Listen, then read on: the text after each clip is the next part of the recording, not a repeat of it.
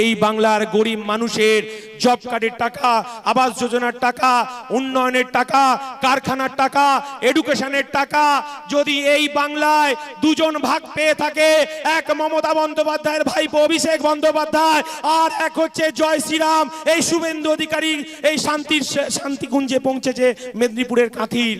এই বাংলার মানুষ জানে, এই বাংলার মানুষ তো জানে বিজেপি নেতারা। দেখুন, আমি ছাগলের মাংস খাবো না মুরগির মাংস খাবো, আমি মাছ খাবো না মাংস খাবো, সেটা তো আমার সম্পূর্ণ রুচির ব্যাপার। এখানে তো ধর্মের কিছু যায় আসে না।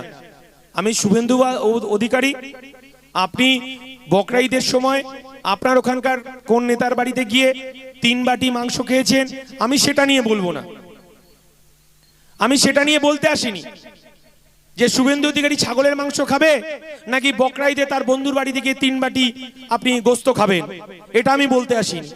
আমি বলতে এসেছি, আপনি কপালে তিলক বেঁধে এই বাংলায় হিন্দু মুসলমানকে ভাগ করতে চাইছেন। আপনার এত বড় সাহস, আপনি বলতে চাইছেন হিন্দু হিন্দু ভাই ভাই, তাহলে এই বাংলা 30% মুসলমান কোথায় যাবে, সংখ্যালঘু কোথায় যাবে? আপনি কেন আগুন জ্বালাচ্ছেন? কেন হিন্দু মুসলমানকে ভাগ করতে চাইছেন? বাজার গরম করা বন্ধ করুন।